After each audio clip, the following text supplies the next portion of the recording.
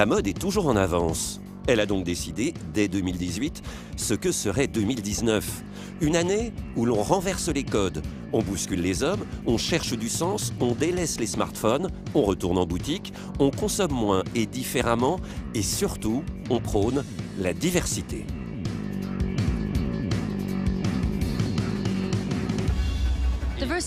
La diversité, c'est la clé parce qu'il y a 7,4 milliards de personnes dans ce monde et nous ne sommes pas tous pareils. On doit apprendre à se réunir, à se respecter les uns et les autres. L'une des pistes, c'est la redéfinition des notions de féminin et de masculin qui n'apparaissent plus comme des concepts fixes. Ça offre plein de possibilités et plein de nouveaux aspects aussi qu'on n'imagine pas forcément. Je sais pas, je trouve que ça ouvre des portes. Moi, ça m'a fait imaginer plein de nouveaux trucs que j'aurais peut-être pas imaginé pendant un défilé sur ce que ça raconte et sur l'esthétique et qu'est-ce qui peut être beau.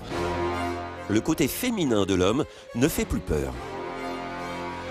On aime bien quand la femme elle porte une veste d'homme, mais on ne pense jamais à ce que l'homme pourrait aimer s'il écoutait son côté féminin. Il y a une réalité qui est en train de changer, c'est ça que je trouve intéressant. L'Américain Thom Browne va encore plus loin. Sans le dire, mais tout en le disant, la mode est politique. C'est la célébration des gens qui choisissent leur propre vie et qui sont capables de vivre comme ils le veulent. Ce n'est pas fait pour être une collection politique. Elle ne l'est pas, quoique. En 2019, les designers ne veulent plus d'une mode futile. La création doit avoir un sens. Ce collectif a remporté à l'unanimité le Grand Prix de l'accessoire au Festival de Hyères pour un projet moderne et militant.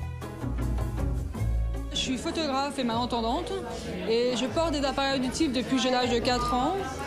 Et actuellement, le design des appareils auditifs, s'apparente trop pour moi à une prothèse médicale. Oui, l'idée, c'est pas de la cacher, mais au contraire de l'assumer et elle existe, elle est là, mais en fait, ça devient un vrai accessoire de mode. On est passé par beaucoup d'étapes d'impression 3D, de réajustement des volumes en 3D pour pouvoir atteindre des objets satisfaisants en termes de design, aussi en termes d'ergonomie en fait.